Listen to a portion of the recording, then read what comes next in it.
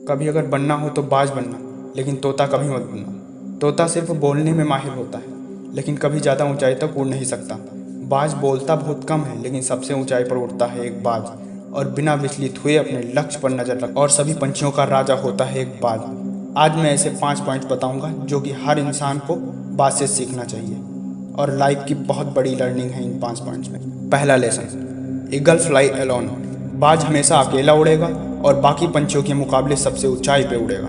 बाज अकेला उड़ेगा, लेकिन कभी भी उन छोटे पंछियों और कबूतरों के साथ नहीं उड़ेगा। और इससे हमें यह सीख मिलती है कि छोटी सोच वालों से हमेशा दूर रहें और अकेले रहो, क्योंकि यही समय है जो खुद को पहचानने का असली मौका मिलता है। दूसरा लेसन, बाज का विजन बहुत ज़्यादा क्लियर होता है और बहुत ज़्यादा स्ट्रांग होता है। बाज की आंखें बहुत तेज होती हैं।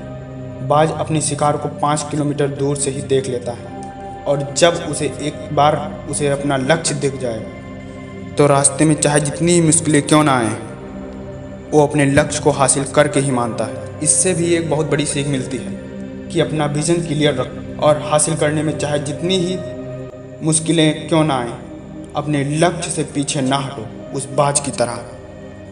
तीसरा लेसन, ईगल नेवर ईट डेड थिंग्स। बाज कभी भी मरे हुए जानवरों को नहीं खाता, वह हमेशा जिंदा शिकार करता है।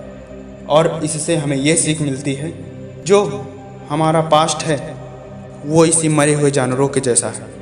इसे खाने से तुम बीमार हो सकते हो, तो अपने उन मरे हुए सड़े हुए थॉट्स पे ध्यान मत दो और आने वाली ताज़ी फ्रेश ज़िंदगी में ध्यान दो।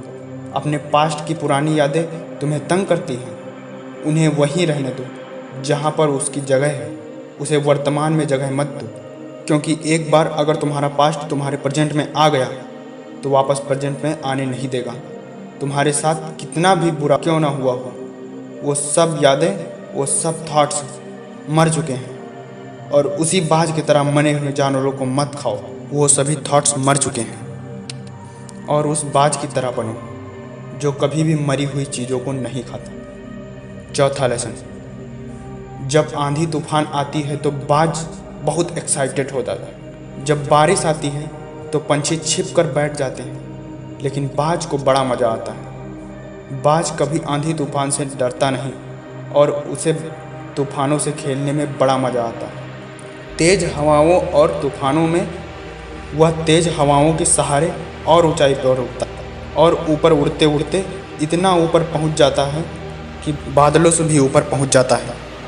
और इससे भी बहुत बड़ी सीख मिलती है कि मुसीबतों में भी मज़ा ढूंढो। और नेपोलियन हिल ने एक बार कहा था कि हर बड़ी चुनौती अपने साथ में एक बड़ा अवसर लेकर आती है।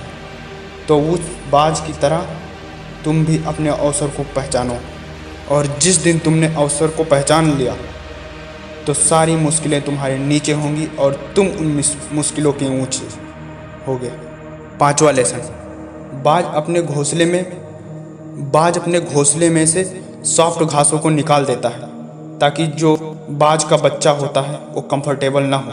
घोंसले में कंफर्टेबल हो गया तो वहीं रहना पसंद करेगा, लेकिन बाज ऐसा कभी होने नहीं देता। बाज एक पंछी है, उसे भी ये बात पता है कि there is no growth in comfortable. लेकिन हम तो इंसान हैं ना, और इंसान होने के बावजूद कई सारे लोग इस बात को समझते हैं। आप जितना ज़्यादा कंफर्टेबल रहोगे, आने वाले टाइम में आपकी लाइफ इतना ही कंफर्टेबल हो जाएगी।